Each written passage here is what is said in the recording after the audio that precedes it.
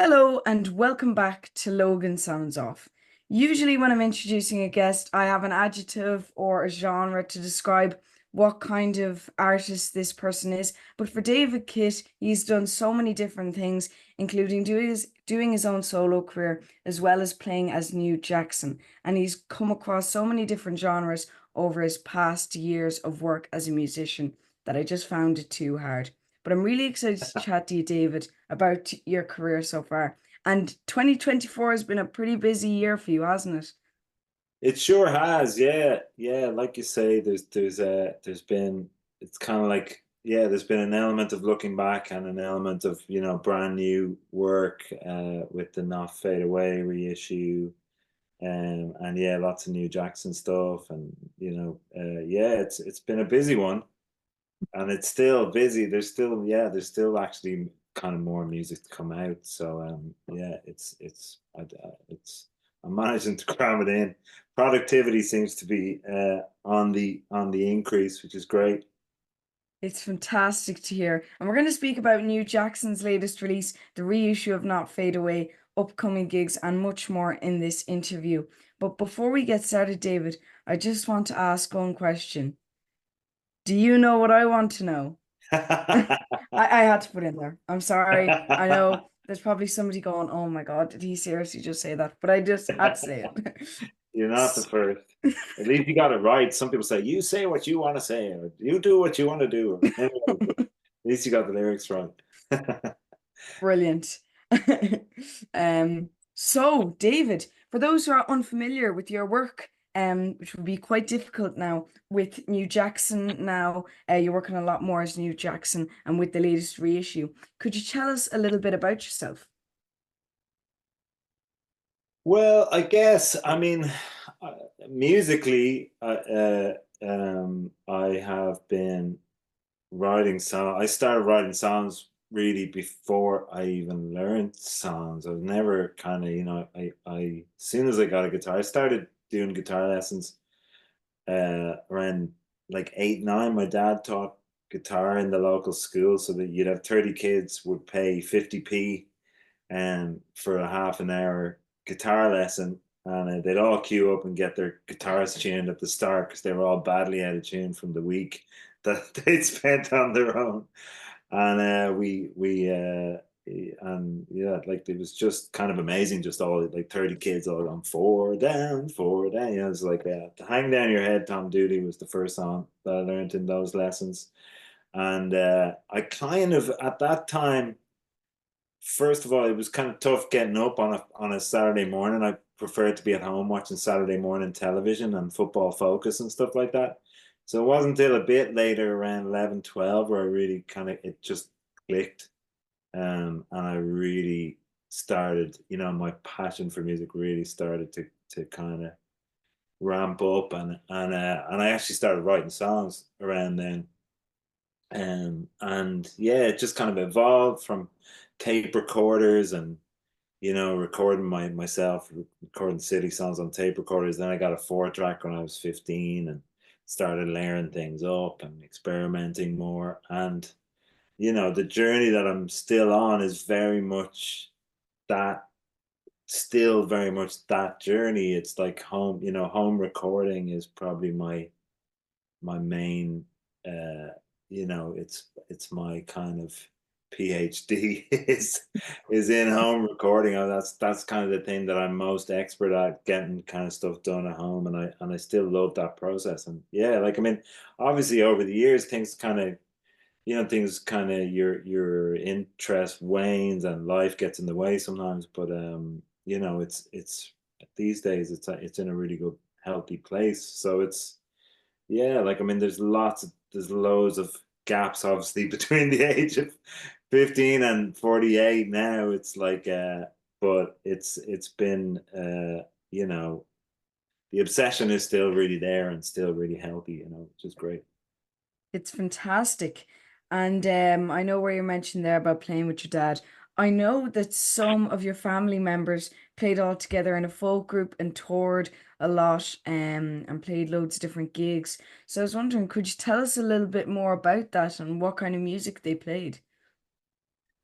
Well, they're a big family. There's 8 kids, the Kitt family, and they all sing and play, and they love a sing song. Like many Irish families, the Kitt weddings are kind of overwhelming in that for some people coming in, go, what the hell is this?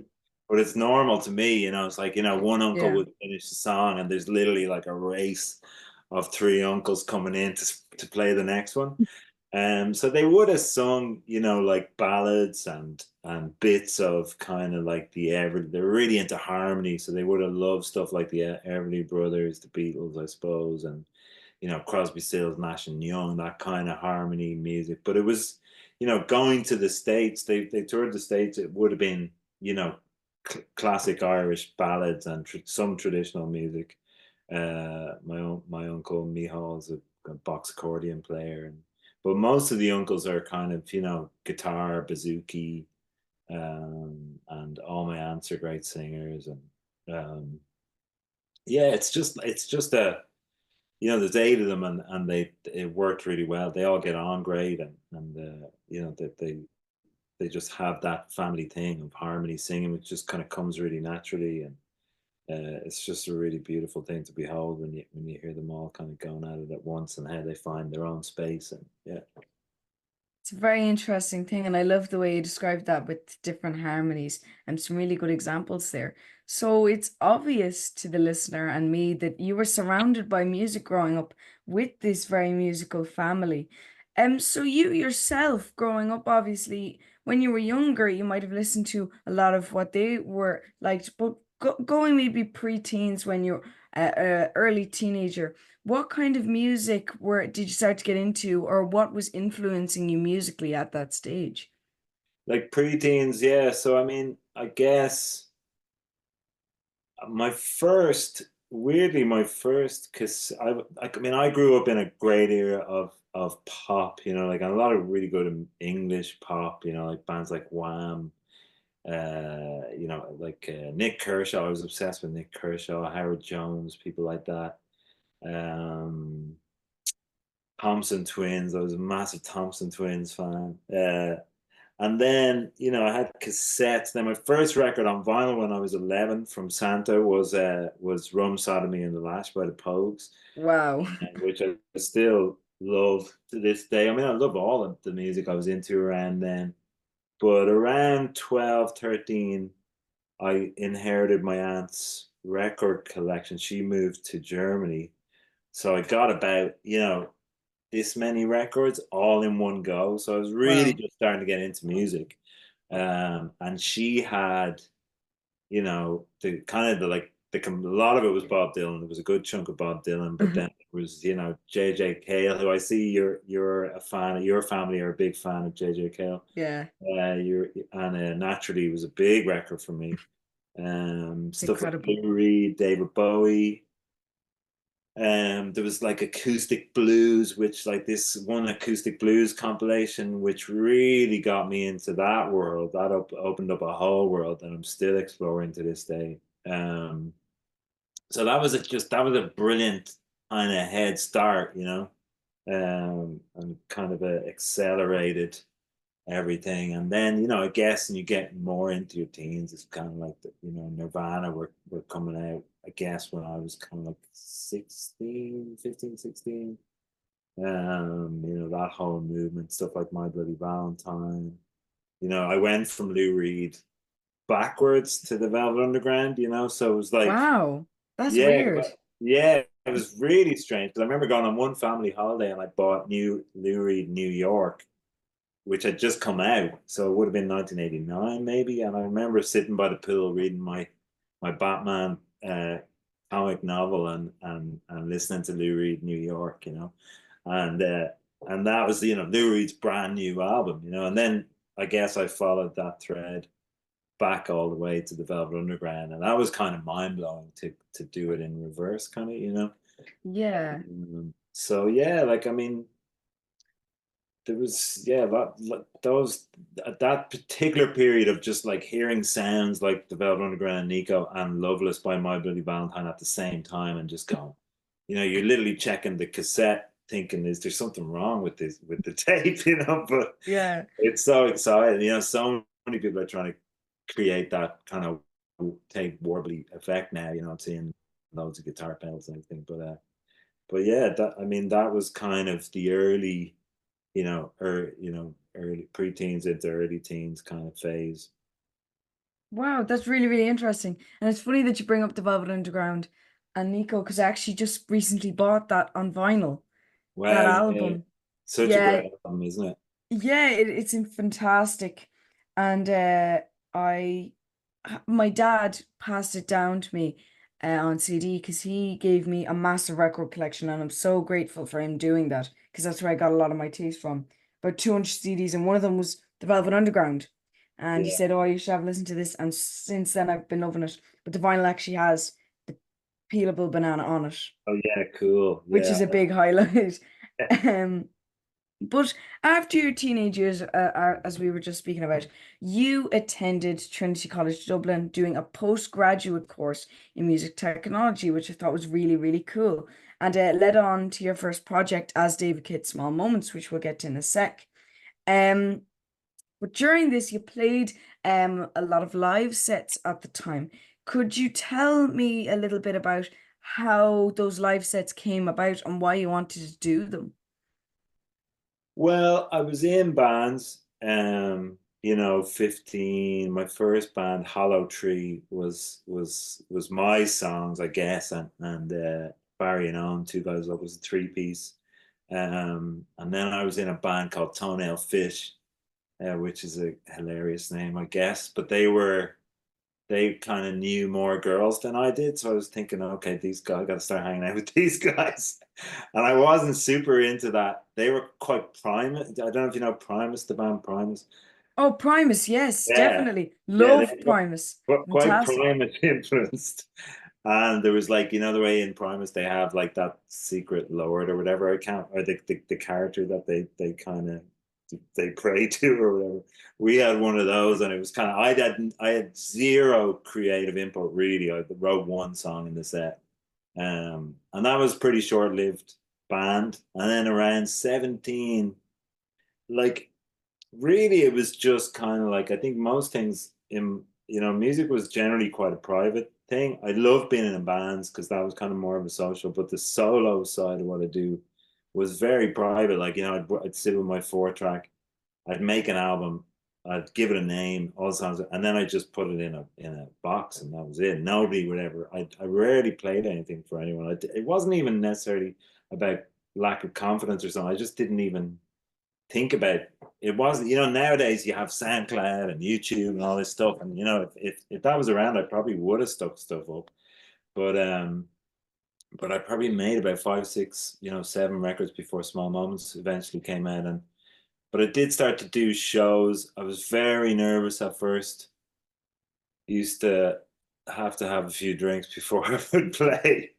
And it was, yeah, it slowly just kind of got the hang of it, I suppose. Like it's like anything, you just kind of just, I mean, it is it definitely, I went from being in kind of quite noisy bands to doing quite acoustic stuff, which is very quiet. And expecting people to listen to the songs is kind of a big ask when you're just kind of doing open mic stuff or you're on a multi-band bill or whatever. So that was hard. That probably toughened me up a bit, just like standing up there with nobody listening or playing to next to nobody and doing that for years and years. And then around the time in Trinity, I start, when I was making the stuff that led to Small Moments, I had a mini disc player, and I would bounce the kind of beats and all the electronic stuff to a mini disc player, and I would just play along with that kind of thing.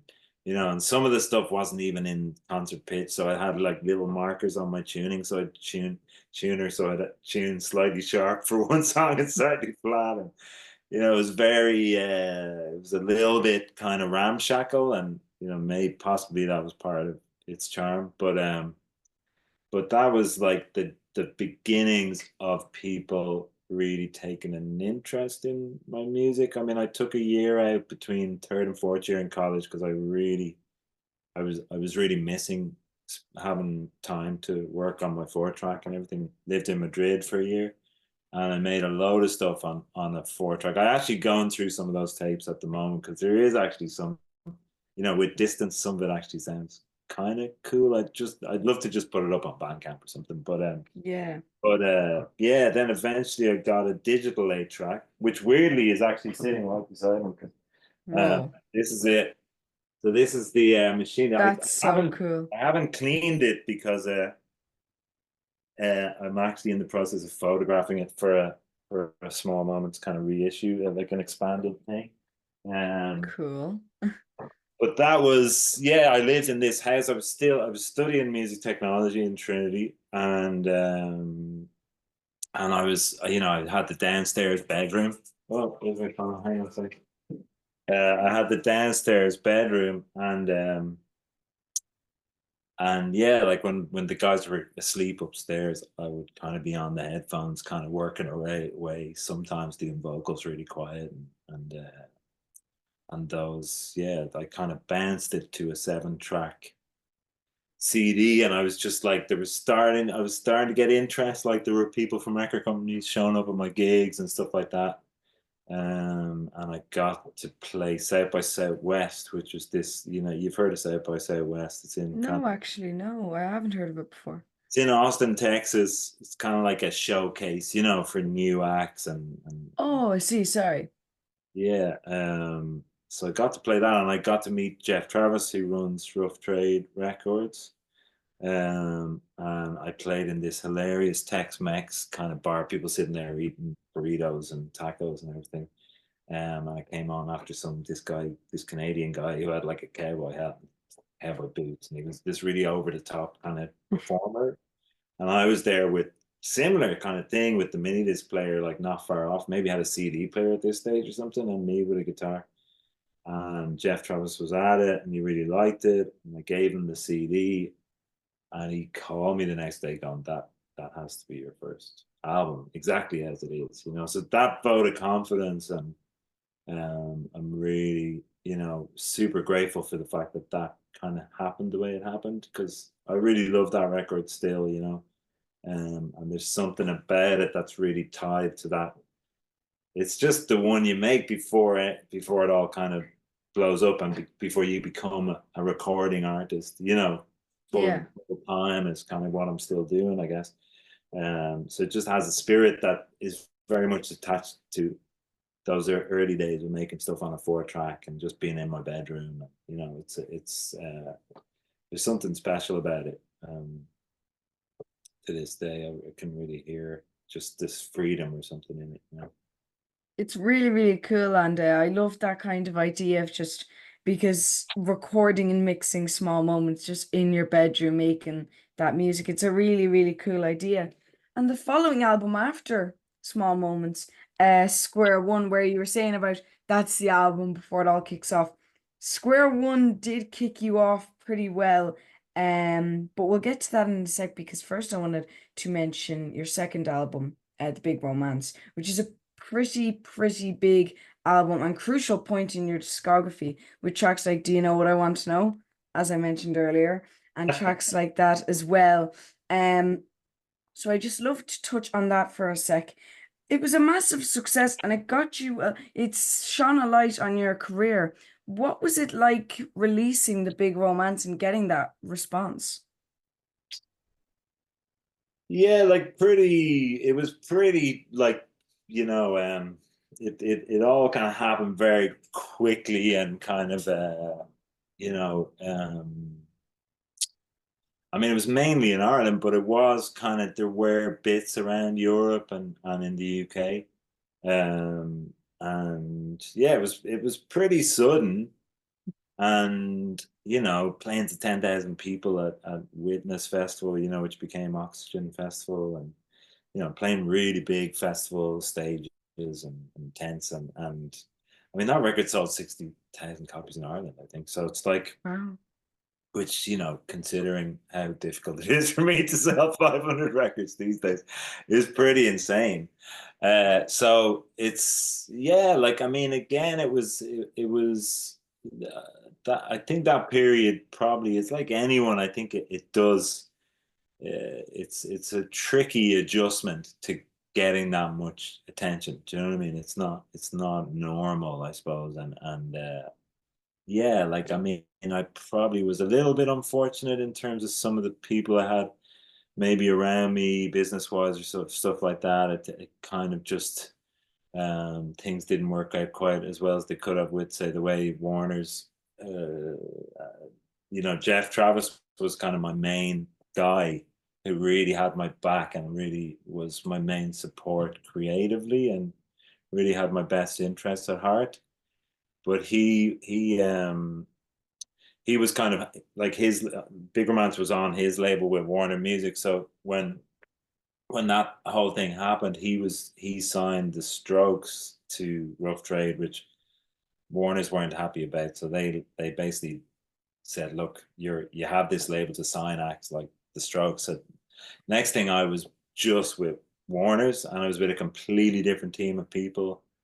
And I don't know if you've seen the Elton John film, No. the bio reason, but there's a guy in it who's the bad guy, kind of like he's this Scottish record executive guy, but he was the guy then in Warner's that I was dealing with on a day-to-day basis, and that just changed everything. So it was like I kind of went from having this super cool record label A&R guy in Jeff Travis, who's signed so many legendary acts, and and he really is someone who puts the artist first.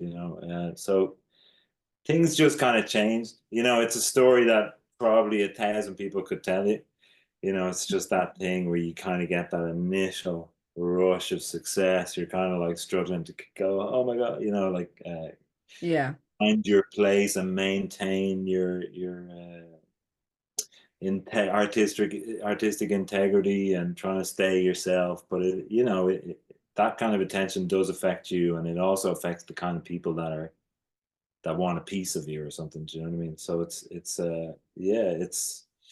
it was early, I was still only maybe 23, 24 or something when all that happened. So it's kind of like, yeah, I mean, looking back, it's just, I mean, it's an age old story, it was definitely a period that, of readjustment but at the same time, you get to take all your friends. Like, I just got a big publishing advance, and I was just taking out my friends out for dinner and drinks every night, and we had an amazing time as well. You know what I mean? So it's like, it's a dual thing looking back on it now.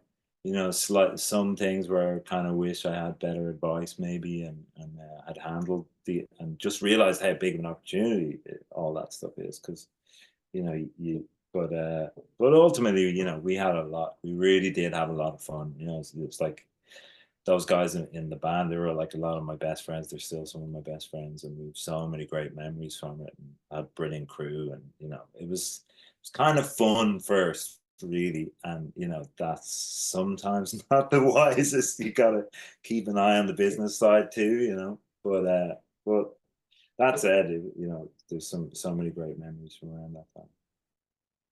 Well, that's brilliant. And then your next album, then after that, Square One, was another success.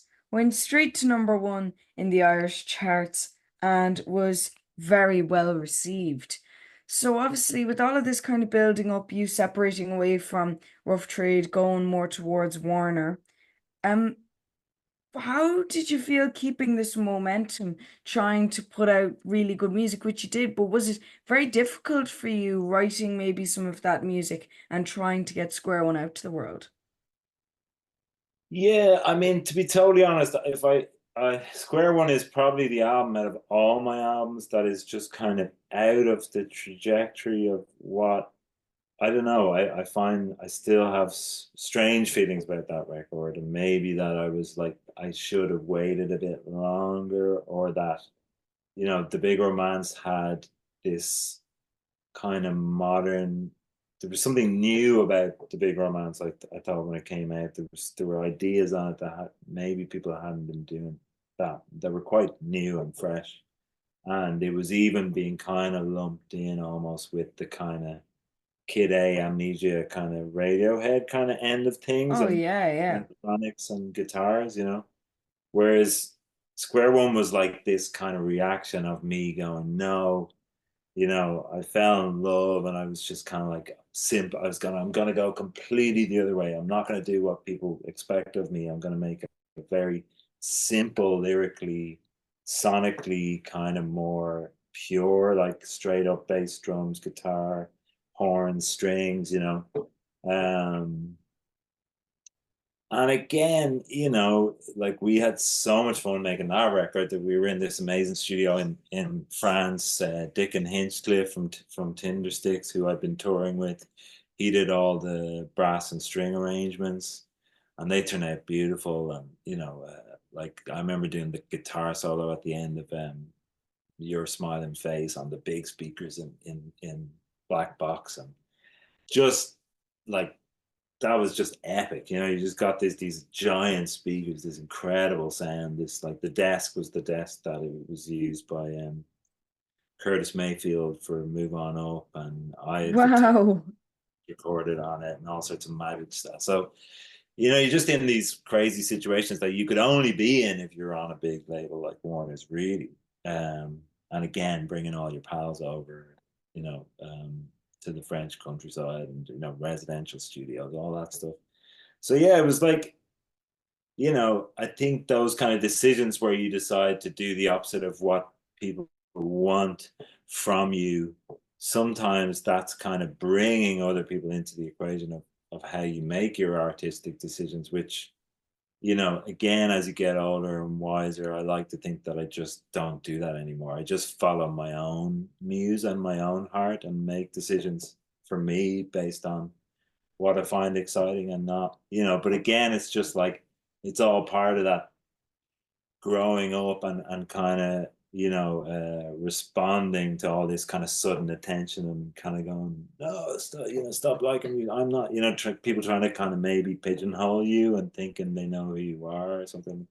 It's all quite strange. So you respond in strange ways, but Square One to me, you know, it's a weird, if I could, I know people are really, there's lots of people who really love that record, but if there was probably one record that I could kind of like, I shouldn't say that. It's not because there I do like it, but it's the most. It's a tiny bit of an anomaly for me in my back catalog, that record, and the circumstances that was made under and everything, and then that guy, the bad guy from the Elton John film. When I presented that record, I walked into his office and he literally sat. He put his feet up on the table like real kind of, you know, record exec Yeah.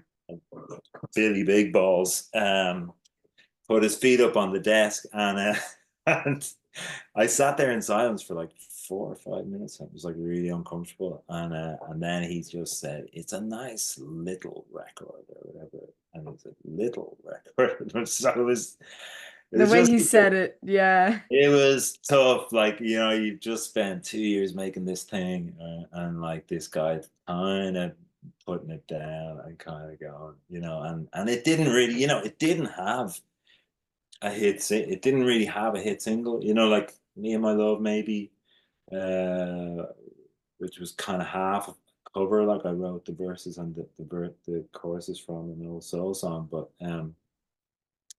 so I could kind of see where he was coming from in a way because they spent quite a lot of money on the record, and it was like it wasn't really a hit, even though it went to number one in Ireland. But you know, that's always because of the record before is the reason why you get all these sales in the first week, you know. So, but yeah, I mean, we're doing "Your Smiling Face" for these shows for the Not Fade Away, and I really love that song. And there's some great moments on it, like "Sweet Summer Morning." I love that one. House with Trains, this, you know, but as a record, it's not it's not in my top three anyway, put it that way. No, I completely understand what you mean. And then so moving on then from that record, you moved on to something very interesting, the Black and Red Notebook. And you got very experimental very fast with this. Usually a musician doesn't release a cover album till late in their catalog, but you did it quite early. Was it your third or was it your fourth album? Fourth album, Sorry. yeah. Yeah, and you released that, and I actually loved listening to Magnolia, the JJ Cale cover off that record. I thought it Yeah. was really, really cool. So I wanted to ask, what inspired you to do a cover album of these kind of tracks?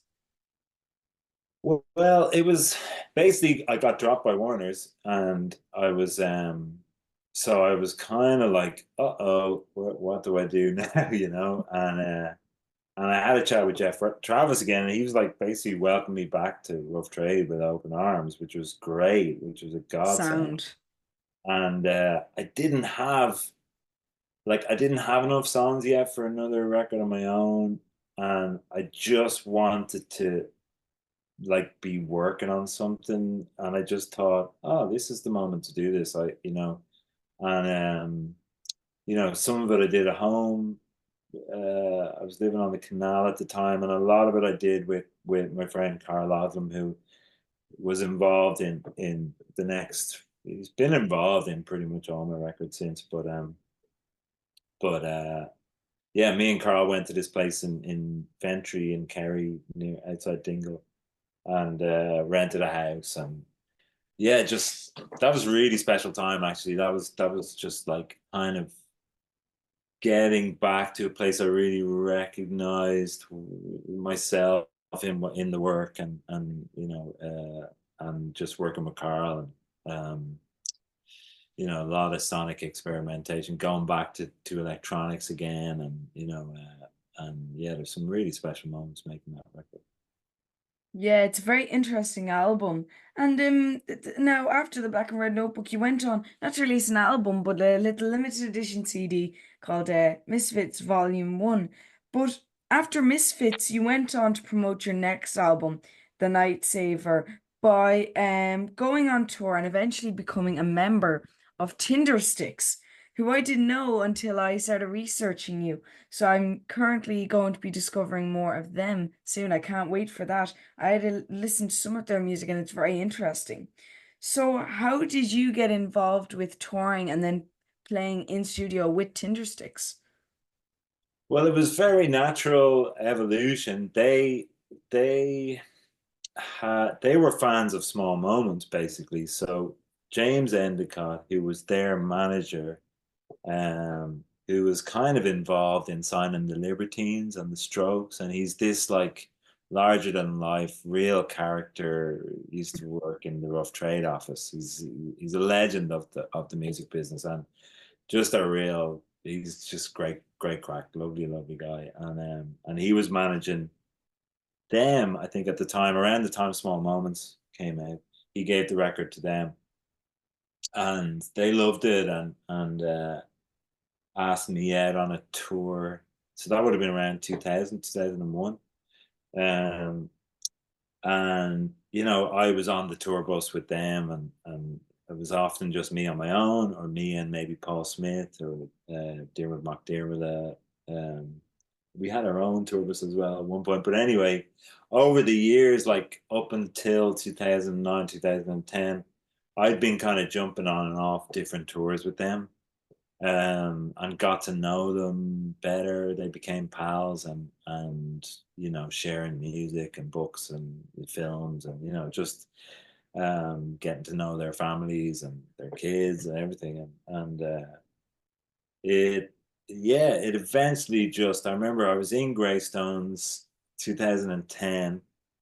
I was probably financially about as rock bottom as I've ever been in my whole life.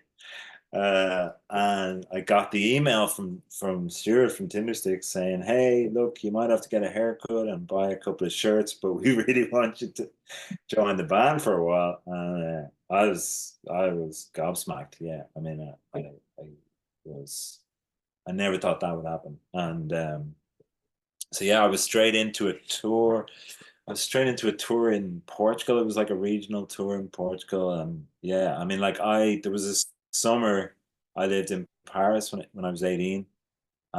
My big records that summer were the first Tindersticks album, Underworld, Dub No Bass with My Head Man, and Oh, David yeah. Cray's first album, and I ended up playing with in David Cray's band and Tinderstick. So I'm waiting for Underworld. I'm waiting for the call from Underworld now to complete that trio. But like, yeah, it was like playing the vibraphone part on City Sickness and everything, and I'm like that. I just it was surreal being in the band, and I got to contribute to to Falling Down a Mountain, that record, and a little bit to the record after as well. So yeah, it was brilliant few years. It's really incredible, and I found that very interesting learning that about you. And after playing with Tindersticks and working with them for a little while, and as you're saying, jumping on and jumping off and such, you had released a Night Saver, and since then you've released many albums as David Kitt, and you also started your career as New Jackson, which we'll come back later to in the interview. But I just want to focus in on one of your albums specifically, before we finish up speaking about your solo career, which is Not Fade Away. Yeah. And you reissued that this year. And that was originally 2006, the Choice nominated album, Not Fade Away, you chose to reissue this year. And I know that you only regained the rights to this album, I think it was around 3 years ago. See, the idea has been there, obviously, for a long time for this to be brought back into the world. So, how did it get started that you decided you wanted to reissue the album? Well, I got the rights back from Rough Trade, so that was my last record on Rough Trade. So it was after the Black and Red Notebook, and yeah, like it was just, I mean, it's a strange one, this reissue, because I've not only changed the track order. I got rid of two songs from the original release and replaced them with a brand new song, with Neve Regan, who I know you're a fan. Yeah. Um, and yeah, it was a strange. I I I didn't. First of all, I got it remastered, and I just wanted to hear it because all I had was the CD. That I didn't have the master tapes. We didn't have any of the Pro Tools sessions. And I wanted to see how good I could get that sounding, how much of an improvement I could make. And this guy, Mark at Calix, who does all my mastering, he did an incredible job. And there's all these modern techniques for upsampling things. And he got it sounding really good. And then I was kind of fiddling around. At one point, I was going to like use the record as samples and make the whole thing again. I was just like, no, if I do this, I'll just lose a year and a half of my life. And I need to stick to making new music because I've got so much new stuff to do. But I was just fiddling around with the track order, and some of the stuff just didn't work for me dynamically, like the original version of Say No More. As much as I like it as a standalone thing, it just interrupted the flow of the record. So I re-recorded that one. I got rid of two of the songs and I put the one with Neve. And now it just feels, and then we got it done on vinyl. The vinyl sounds really good, and it's like a much more concise. I think it's just under 40 minutes or around that, which that's generally the limit for vinyl. So I was conscious of that too. I wanted it to be a single vinyl release. Um, so all those things together, and it was just the fact that there was a bit of a window to do it between new releases, and yeah, like I mean the original release was slightly cursed because for reasons I won't go into. It's all on my Bandcamp if anyone wants to read the sob story behind the original release of Not Fade Away, but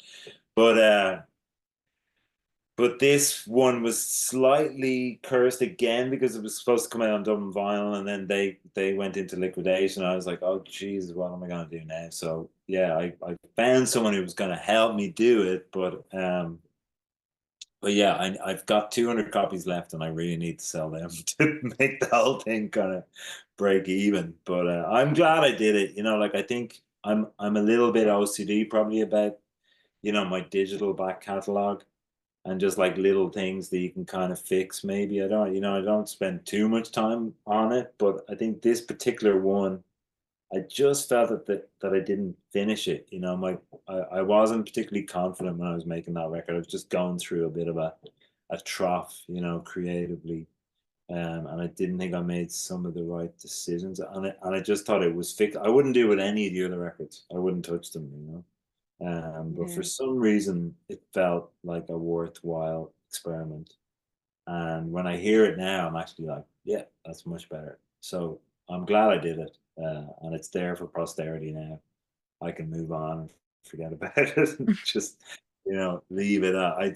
There's something about that thing though on, Apple Music or Spotify when you get the chronology of your back catalog and getting everything sound as good as it can and maybe just fixing a little few things that you can fix without really spoiling because I think once you release something it becomes other people's property and it becomes it's I rarely listen to my old records. It's not something I do, so like once you finish it it becomes and that record Not Fade Away, I did hear so many personal stories of what it meant to people, so I really wanted to preserve that. I didn't want to change it too much so it would mess it up for those people because ultimately it was more important to them than it is to me, really. But most people, thankfully, who I've spoken to about the record agree that it was a worthwhile exercise. So I'm relieved. It was very interesting because I originally, when I was starting to discover more about your music, I went, Not Fade Away, that's a cool new album. And then I went, wait, there's another album called Not Fade Away. And I got really confused thinking, are they the same? Are they different? And then I discovered the story behind it. And I thought it was really cool what you did. And I thought it was very interesting. And where you were saying about Love Someone Else, I just wanted to touch on that quickly. Where that featured Neve Regan, who is an incredible, is it Regan or Reagan? I don't know if I'm pronouncing Vegan, it. yeah, me Regan. Regan. I pronounced it Reagan the whole entire review. Well, any of my followers who saw that, it's Regan. It's Regan. Um, but it's an incredible album, Come As You Are. But I would love to speak Yeah, to you about the song Love Someone Else. What was it like working with Neve for this new track for the album? yeah, it was amazing. I mean, we knew each other a bit. Over the years, I'm just a real fan. You kind of become a fan straight away, right? When you hear her voice and you hear her songs, it's like it's just Mind it's blowing. yeah, it's an instant fan thing, isn't it? So like and we just became pals from there was a one gig during it was like actually during COVID, which was slightly breaking the county boundary rules or whatever. I was gigging in Cork, I was in Kerry, and I think he was in Galway at the time. And we all played a friend of ours, Doxy. He has this place in Ballydehob outside Cork, and he organized this little festival and we were both playing at it and we got chatting and then that's how we probably got to know each other initially and we just kept in touch and I had that song and straight away I was just thinking, God, this would be perfect for Neve. And you're just hoping it's going to be in the right key and that it's going to suit her voice and everything just clicked. She really liked it and then we recorded it in this studio in Stoneybatter. Um, and it was shortly after Sinead O'Connor passed away, and we were using this mic that Sinead had used quite a lot in that studio, which kind of Oh, added wow. added something to the occasion as well. And yeah, yeah, she nailed it. It sounds I'm delighted that I asked her. I think it turned out really nice. Well, it's an incredible song to have on the track, and Eve is a really cool feature to have on the album. But we're speaking a lot about Not Fade Away when I hope people realize Not Fade Away isn't the only project that has come out this year. You've been very busy with New Jackson, and this is a very different side to you. And you released Oops Pop, a new full-length LP, the first since 2017 under New Jackson. So first off, how did New Jackson start, and why did you want to release music under a different name than David Kitt? Well, To be honest, it was kind of like the Night Saver came out in 2009, and if you listen back to the Night Saver, there's a couple of tracks on it. Nobody Leaves, maybe most of all that one probably, but even alone like that and Use Your Eyes, you can hear a little bit of the New Jackson sound, kind of like Chicago house music, kind of just like Mr. Fingers, like the real classic Chicago sound. You can hear that kind of creeping through. And I've always, like, since I was a teenager, I've always messed around with keyboards and drum machines. And a lot of my early 4-track stuff is instrumental, kind of electronic, even kind of hip hop influenced stuff. I've always been a massive hip hop fan since I was a teenager. Um, and it kind of started as, I think I was probably just a little bit fed up making records under my own name. It was maybe becoming increasingly like 2009 was a tough time for the music industry. It was around the time when people really stopped buying CDs and records, and like people were showing up to gigs at the night during the Night Saver thing with CDRs, like printed CD, asking me to sign their CDR, which kind of gives you an indication of where people's value of the product of music was. Yeah. So I think I just was like, I'm just gonna kind of put the head down, bunker down. I was living in a house in Sandymount with there was a bunch of us that had all kind of broken up from long-term relationships and ended up back in a house, kind of getting a second run of your 20s, kind of, like living in a house with like loads of records. There were 8 turntables and, Oh my everybody had God. record collections. And it was just really inspiring place to be. Really kind of healing, inspiring kind of play, just an amazing house. It's one of my best friends, Fionn Finney, was his dad's place, and it's his mum and dad's family house. And we all lived there, and kind of they're quite socialist, and rent was cheap, and it was just an amazing view of Dublin Bay. Um, so that house and just that spirit and kind of all the music that was around, it just kind of fed into kind of creating this kind of burst of creativity that I knew was kind of needed something fresh and new, and I was at a party, a kind of warehouse party in Galway. A friend of mine, Connor Lynham, they had the 091 crew. They used to play a lot of kind of Detroit techno kind of, you know, that style of kind of fast, soulful, groovy kind of electronic dance music, very a lot of it made by black people, a lot of it from Detroit, and and I've always loved that music, and it's always been very much part of my DNA, my musical DNA. Going back to see people like Billy Scurry in the Temple of Sound when I was kind of 18, 19.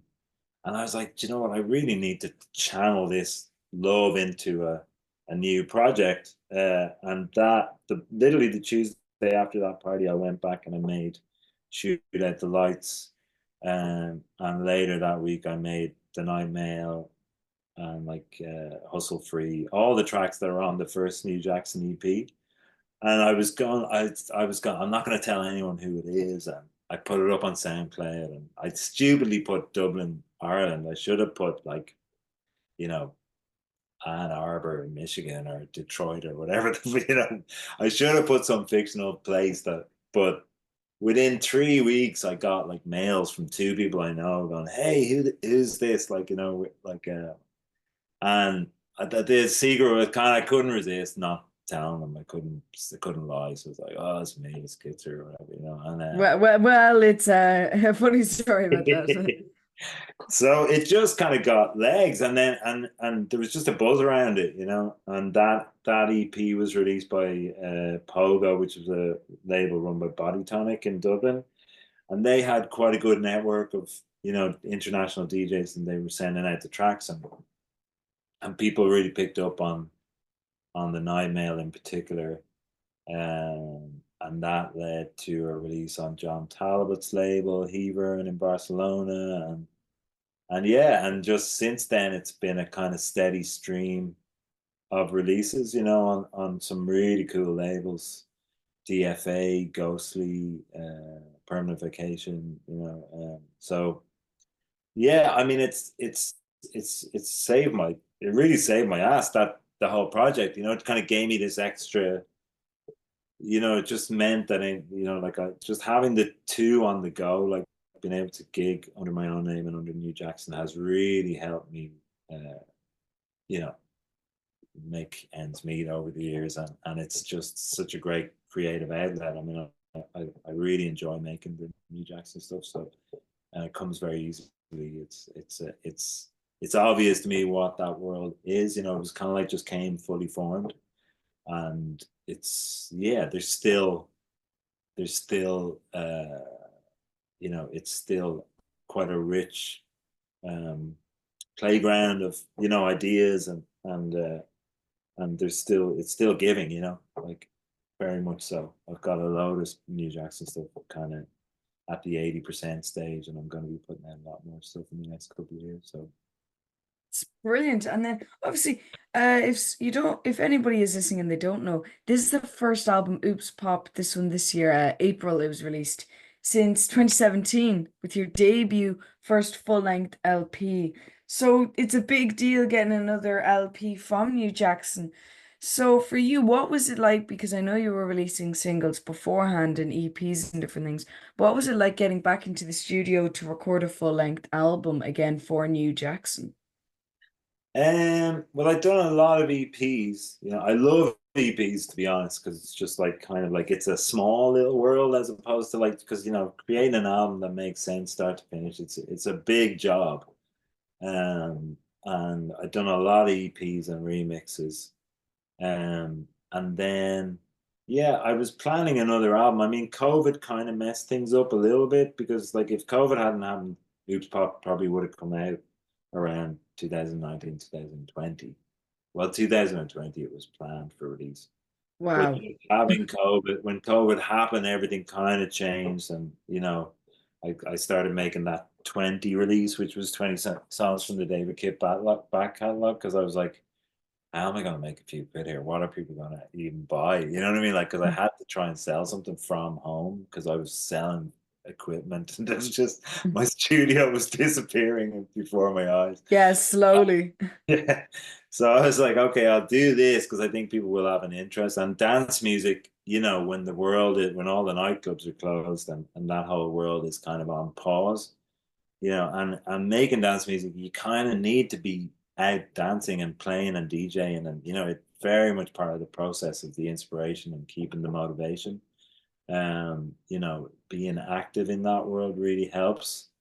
So once the world came back, and I was playing more gigs again and DJing again, and getting to hear other DJs and live electronic acts, the motivation was coming back. And I suppose, when you leave a gap, you get to fiddle a bit with some of the tracks, and I think ultimately with Oops Pop, maybe compared to From Night to Night, it was everything's shorter and more concise. I wanted all the songs to be kind of more punchy and straight, and get to the vocal quicker and be finished. And like throughout my back catalog, that you may have noticed, there's a lot of songs that are kind of like there's 3 minutes and then there's a 4 minute outro, which Yeah, yeah. layering up all these ideas and everything. And I really get to do that on New Jackson, and I love that. But you know, Permanent Vacation, who are put the record out, they've been asking me to make shorter tracks for years. They're like, could you just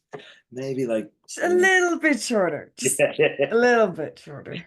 So I gave them what they wanted, I think, a bit more on this one. And yeah, like the Oops Pop, they was kind of like was probably one of the big original songs, With the Night at Our Feet. And I kind of I got to the end of what I thought was the end of making the record, and I just didn't think it was Oops Pop enough. It wasn't kind of poppy enough or Oops enough or whatever. So I wrote Out of Reach, which I really love, actually. That one turned out great. And um yeah, it's I think, the releases that I have coming up, I'm kind of going back to doing a single every month from November to June, like coming November to June next year. I'm going to be doing a project called Live Ones, which is going to be like a song from the live set that I've played live quite a bit that hasn't been released. So I've got quite a few of them now, and then a song that's in the live set that has been released that's kind of changed a lot from being played live. Oh, So wow. that's going to be a really nice. I just like the idea of doing 2 tracks a month, and going back to kind of more clubby kind of tracks, I suppose.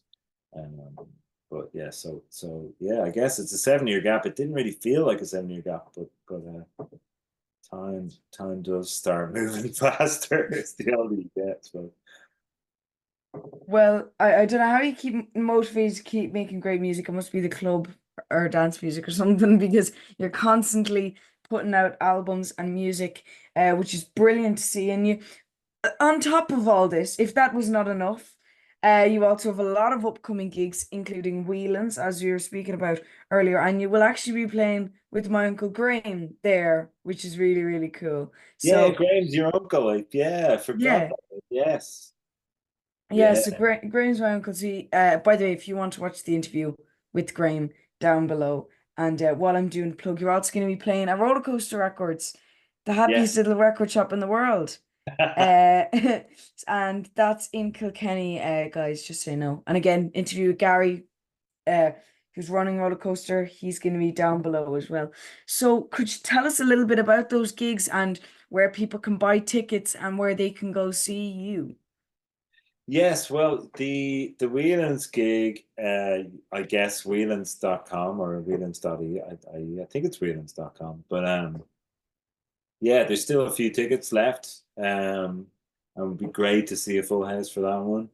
I'm playing with Rich Egan and Matty Bulger, two of my oldest pals, and Graham Hopkins, and they all played on the original record. Um, yeah, Graham played an absolute blinder. I think I know the reason from the record, which is I think one of Graham's best studio moments. That I can't wait to play that one live. So yeah, it's quite a rare occasion when when I get, a lot of these days, a lot of the time I play with electronics and don't play with a drummer as much. So it's a real treat for me to get to play with those guys. And we're playing Roller Coaster on the Thursday. We're playing Phil Yeah. Grimes in Waterford on the Friday. That's sold out, unfortunately. But and then Whelan's on the Saturday. And then I'm playing a New Jackson show actually on November 8th in the Button Factory with Rory Sweeney and with another project that I've started called The Outside, which is with Eve O'Neill, who's an amazing DJ producer. So we're nearly finished that album. That should be coming out next year as well. So that's project number 3 that's going to be on the go Oh my for next God, year. David, just give us a break. We need time to process. I know exactly. Yeah, yeah. But there's a lot happening. So any of those gigs, uh, make sure to check those out. Again, the interviews will be down below. And before I ask you just some lovely fun questions, David, I just want to say, if you want to stream The Outside, David Kitt's music himself, along with New Jackson, everything Kitzer down below in the description, whether you're on podcasting services or YouTube or my website, it'll all be there. So check that out, especially if you haven't heard Dave before. So, Dave, I just have two little questions for you before we leave. The first one being about tips. And I know you've probably been asked this question a lot, but you've had a very interesting year, and I'd say you've learned a lot as a musician, even though you've been on the go for so long. Um, what kind of tips would you give to upcoming musicians? Um, it's always so hard. Because yeah, I do get that. I have been asked this question before, but I mean, I think really, trust yourself. Try and find your own voice. Uh, try and try and keep things fun. Try and like remember the reason why you started doing this, and doing it for the love of it, and trying to kind of, keep those outside. Don't compare yourself to other people. Don't, like that's the hardest part. I think a lot of the misery from people in the music business it comes from people comparing themselves with other people's success, or how their stuff sounds. Oh, my stuff doesn't sound as good as them, or don't look as good as them, or whatever it is. Well, it's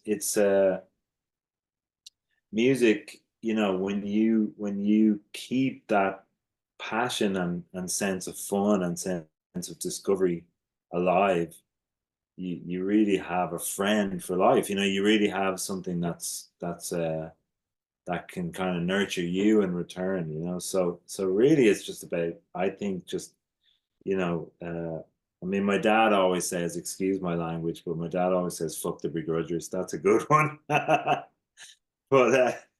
but it's, I think just maintain your love and your curiosity and your sense of discovery, and try not to compare yourself to other people too much. Yeah.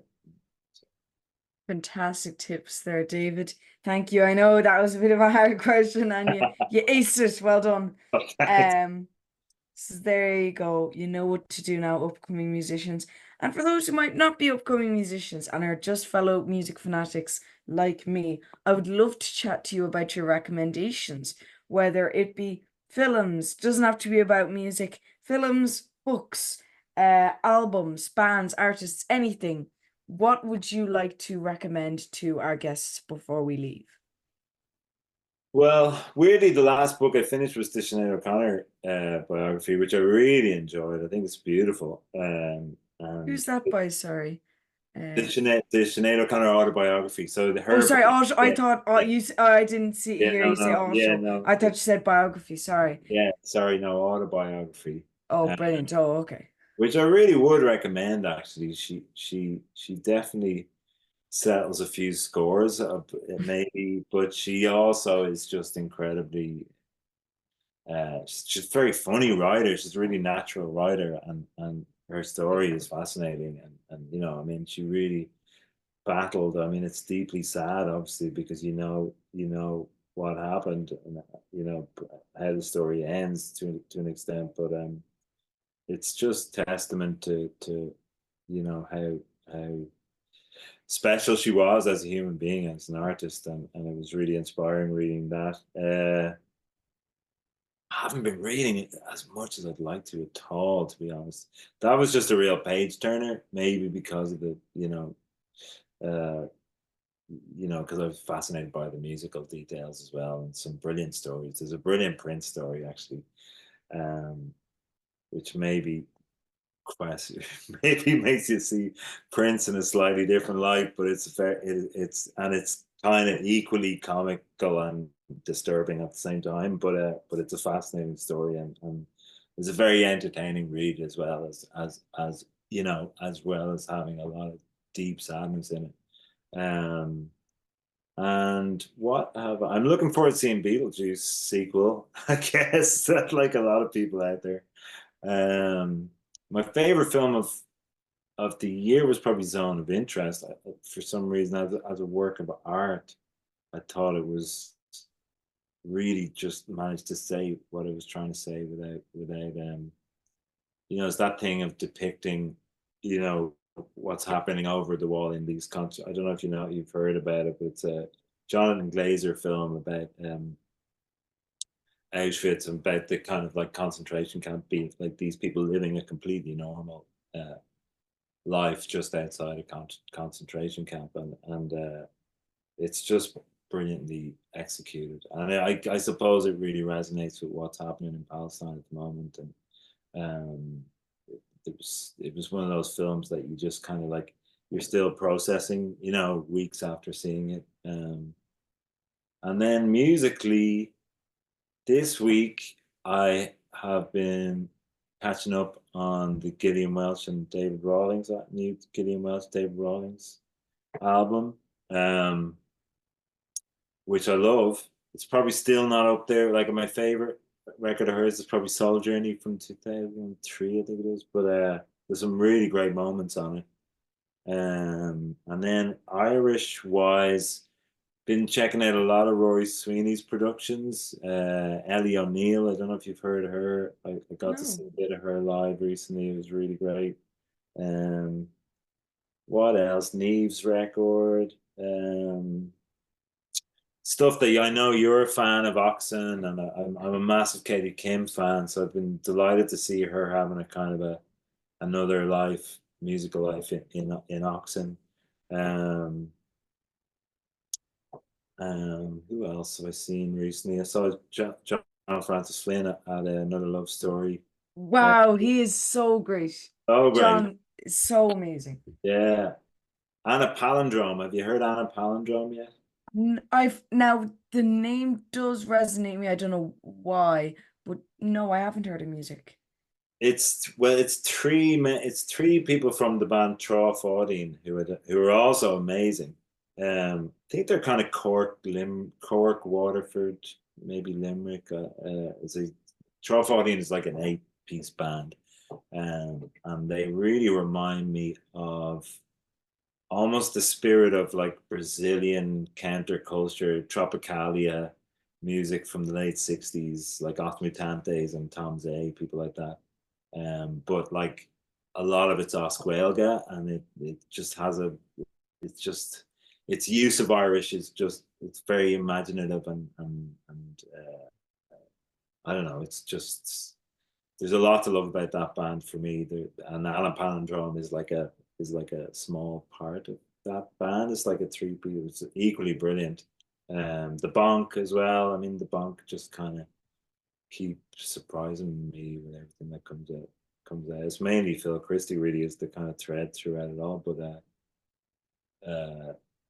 that stuff is really brilliant. So all of it.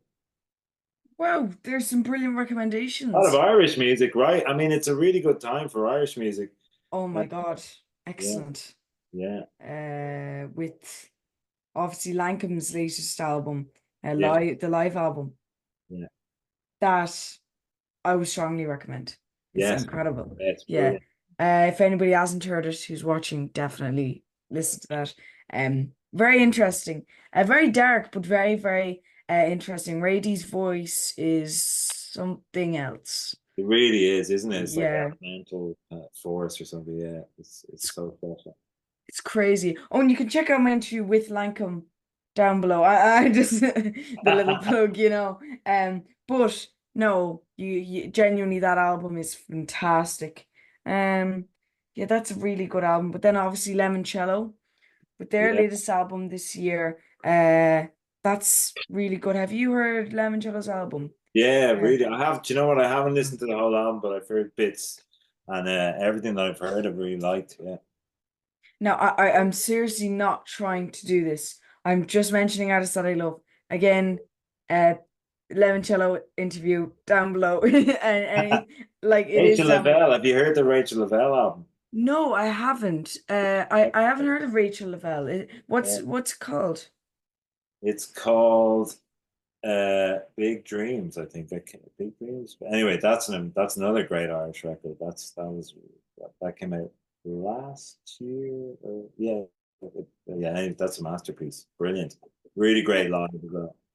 I'll definitely check that out.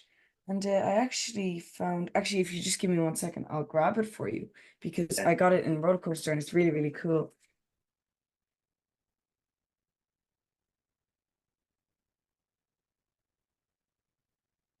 There's a lot of music that I don't talk about on social media as much, and this would probably be it. I picked up this little EP. Oh no way. Um, Yeah. yo, you know this? Yeah. The Hunt. Yeah, That's a blast from the past. Yeah. yeah, I got this and I don't know anything about it. I just went look because actually I've still left the tag on. It's just a fiver, and I went cool 10 inch. It looks awesome. It's in practically mint apart from a little thing on the corner, and it said free download code, no download code. But Yeah. it was actually oh god, dropped the sleeve. It was actually lovely white vinyl. Beautiful. So Yeah. it was really, really cool. So this is just called The Hunt. by Greta Gunn. And I just thought that was really cool. And I'm happy that I picked it up. So that's really, really awesome. Um, when there's a band, if you're into Swans and Lancome, there is a band called Sun, just Sunno and then bracket. If Yeah, anybody hasn't heard of them, are I you a love Sun them. fan? I love them. They're great. Yeah, They're too. really, really weird, Yeah, but they're brilliant. amazing So vibe as well. Yeah. they announced this morning they're playing their last gig, No. their final gig. I think it's their final gig, or it might have been the final gig of the tour, but I'm pretty sure it was their final gig. But they've they never stop releasing music, which is a good thing. It's kind of like Boris, who they've worked with actually. Boris, Yeah. another kind of drone metal band. If you don't know anybody about Boris, the Viewer, it's very very weird as well. But they always release good music. So this year has been incredible for music, though. A lot of reissues and a lot of anniversaries, but some great Irish music. So it's great to see that. Obviously with one of those albums being Not Fade Away and Oops Pop, that's being included in there. So definitely check those out. But overall, David, those are some great recommendations. Thank you so much for them. Thanks. You're very welcome. So that's that's the end. I have you've answered all my questions and we've had a really interesting chat and we talked about some amazing music. So I have to say, David, thank you so much for joining me on the podcast. It's been a real pleasure to have you here. I love your music and I'm so happy that you keep releasing more to your fan base. And before we go, I just wanted to ask, is there anything you want to say before we leave? No, all good. Keep up the great work. I've been enjoying your interviews. So yeah, so keep up the good work. Really enjoying it. They're really great. The Ian McKay one I really enjoyed. It was great. And the Interesting character. Josh, how he is, isn't he? Yeah. Fascinating. But I thought you Yeah. got some stuff out of him that that it was really refreshing interview. I think he really enjoyed it too. So yeah, so keep up the good work and yeah, hopefully see you again sometime. Thank you so much, David. It's been a pleasure talking to you. I hope you have a fantastic evening. Cheers, Logan. Thanks, man. See you, David. Bye.